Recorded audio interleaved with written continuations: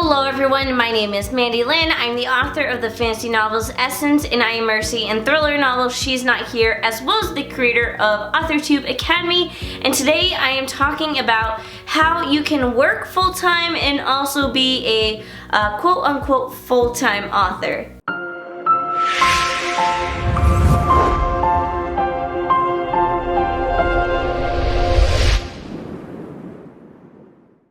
Before I jump into the video, I do want to do like a little quick disclaimer because basically no matter what, if you work full-time and then you have a full-time passion like being an author or anything like that, it's going to be difficult. It's going to be difficult because you're trying to accomplish something very, very hard to do, and not many people do it for this reason, but the outcome, the end result is well worth it, because eventually if you work hard enough on what is not your full-time job, you will be able to quit your full-time job. So yeah, I just wanted to say that really quick before jumping into the video. But do keep in mind that when you do this for a long time and you learn to balance your life and you learn to make good habits, that it does get easier. There's always going to be hiccups, there are always going to be bumps where you feel like you screw up and things aren't going well and stuff like that. But as long as you keep the good habits in mind, you will see success, and habits being the key word. At the end of 2018, I was feeling very burnt out. One, from publishing my third novel, She's Not Here, but also because it was my first year working full-time. Up until then, I had been in college and I had been working part-time, which I thought was hard to balance, but for whatever reason, working full-time plus owning a house and being an adult and all those things and being an author, I got overwhelmed very quickly and I got burnt out very quickly. So at the start of 2019, I wanted to make sure that I made more time for myself, that I didn't keep saying yes to all these things and getting myself overwhelmed. Now I'm the type of person who always likes to say yes to opportunities. I still say yes to opportunities, however now I've learned to balance things better, so I still see success and I still accomplish things in my career, but I also get to have my lovely me time. So I'm actually gonna take you guys and show you how I schedule my week and how I'm able to fit everything in. We're gonna just jump on into it and start talking about how to prioritize your schedule and create your own schedule. So I'm gonna walk you through how I actually went in and created my schedule. So the first thing, I just made a list of stuff that was important to me that I wanted to accomplish on a weekly basis. So basically, writing is obviously one of them, and then I just put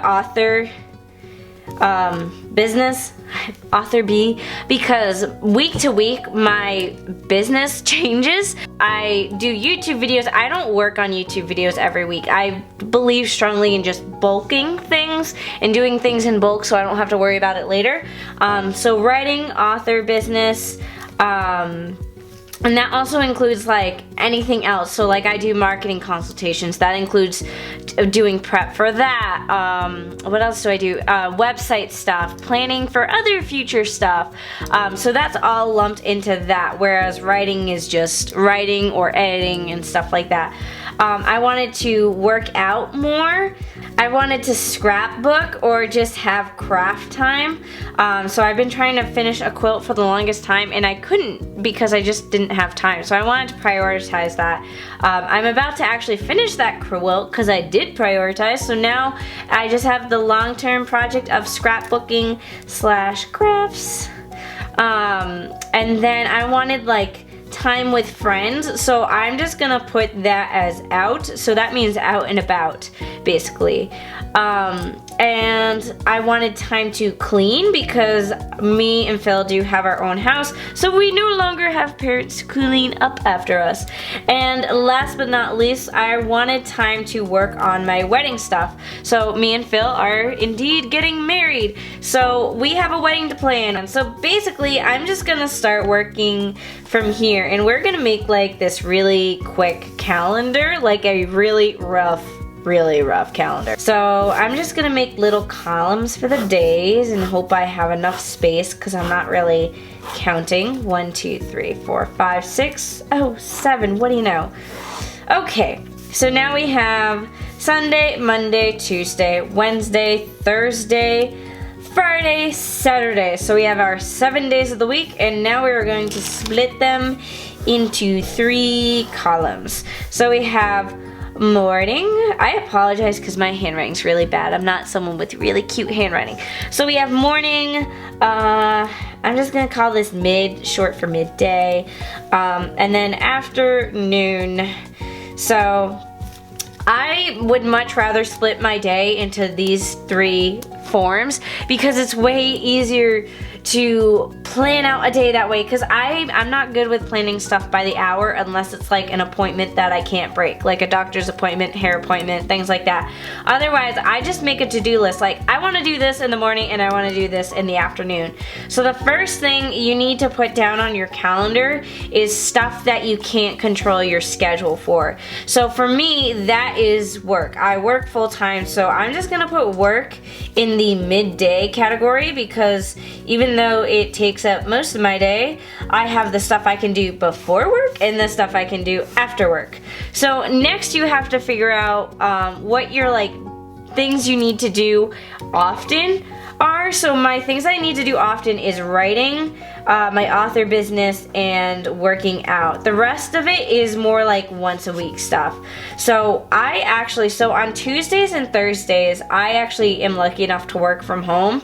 So I use those days to go to the gym in the morning, because I don't have to worry about, getting dressed for work. Like I can just be in my PJs because I work from home, which is awesome. And for the days I actually physically go to work, I usually tend to go to the gym afterwards. So I'm just gonna write that in real quick. And I put these in, a lot of the time I don't end up going to the gym after work. I put it in if I'm having a slow week, I will go to the gym. But 9 times out of 10, it's a really busy week and I'm not able to go to the gym. But this is all about being flexible, and I'll talk about that more as we go into this, because you really do have to be flexible. Because if you aren't flexible, if you're rigid and you're like, I need to go to the gym 5 days a week, that's ridiculous. I personally am training for a half marathon right now. I go to the gym because I physically need to run every day, otherwise I'm never gonna be able to train for this marathon. So that's why these are here. Don't feel like you need to go to the gym every day. So now we're gonna actually start scheduling in writing. So you'll be surprised to know I don't write a whole ton. I write a lot on the weekends when I have time, but I don't often have a whole lot of time. So I like to schedule it into my week, otherwise it never gets done. So I call Wednesday my me day. Wednesday is my time where I get to do whatever I want. So if I'm not going to the gym after work, I actually scrapbook or do crafts. So I'm actually gonna underline scrapbook because that's my priority over the gym, because Wednesday is my me day. Even though I'm going to work, because it's hump day, I like to reward myself for getting that far into the week by scrapbooking at the end of the day. And I like to start off the day by writing because it makes me feel super productive to write in the morning. Because even though I have to physically go to work this day, so I don't have time to go to the gym, I will write because I'll still feel super productive. And same goes for Monday and Fridays. I also try to write or do some sort of author business if I'm not really heavy writing at that time, because sometimes I don't have the need to write every day. So I'll do business stuff instead, because I find it bad to force yourself to write every day. I've done it before and it burns me out. It makes me not like it. So I try actually not to write every day. So Tuesday is my YouTube day after work. I have my YouTube videos go live at 5 p.m. So after I finish working from home that day, I head onto YouTube, do everything I need to do to attend the premiere and respond to comments, share the videos, stuff like that. So that's my YouTube/business day, because once I finish up with YouTube, I start doing business stuff. So I'm gonna put author B, because YouTube doesn't tend to take a whole lot of time. So every Friday night we actually tend to go out with our friends. So that is my friend time. That is the celebration that I got through the work week. Yay! Thursday is author business stuff. because I tend to need to do the author business stuff more often than I need to actually write. So I keep that in mind when I'm making my schedule. On the weekends, I love if I can start off my weekends going to the gym first thing in the morning. And again, this looks outrageous. I'm just gonna cross these gyms off because I say I go to the gym Monday and Wednesdays, and I sometimes do, but I very rarely do. So I don't know why I put it on the calendar. So this makes things more realistic because going to the gym 5 days a week is way more realistic than going to the gym 7 days a week. So Saturdays is like, Saturday, if nothing's going on, I will keep that in mind. Saturday, my weekends tend to be very busy. So anything I put down here is like, if I'm lucky enough, I get to do this. So Saturdays, I spend the morning going to the gym. Then like midday, it's author business stuff. Then at night, I put out because, yeah, I do tend to actually go out and have a social life. So Saturday nights, we tend to do a lot of fun stuff. And Sunday is more of me getting prepared for the rest of the week. So Sunday, I start off at the gym, and then midday, I do cleaning because usually the house really needs a facelift. And then last but not least, my last priority, which you haven't seen me put down yet, is wedding. I don't know what it is with Sundays, but Sunday afternoons I really like to sit down and do wedding planning. And you would think that you wouldn't have to need to do wedding planning on a weekly basis, but you really do. Like, I do it almost every day of the week. I'm talking to vendors and different stuff like that. And then Sunday is my like touchdown day where I can organize everything and stuff like that.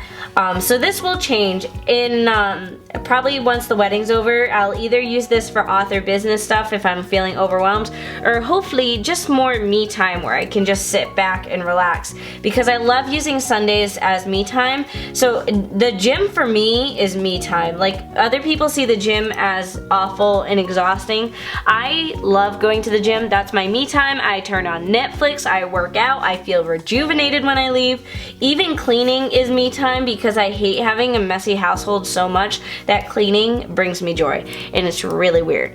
So yeah, that is my schedule. I recommend that you kind of do something similar like this, where you just have the morning, the midday, and the afternoon, and really kind of just jot down what your priorities are. You can try your best to stick to it, but of course be flexible. So yeah, that's my typical week schedule. Like I've been saying, having a habit is key. I try to stick to this structure as much as possible. I do try to stick to this structure as much as possible, but you do have to keep in mind that you have to be flexible. Things in life do come up, so you do have to cancel stuff and redo stuff and different things like that. I hope you guys enjoyed this video. If you have any other tips that you would like to add in for maintaining a work life and author life balance, be sure to share them down below in the comments. If you'd like to stay up to date with everything I'm up to in terms of authorly stuff and my publishing house, be sure to subscribe to my author newsletter. When you subscribe, you get free downloads and access to my author platform webinar. Otherwise, that is it for today's video. Be sure to give it a thumbs up, comment down below, and subscribe. Thank you for watching.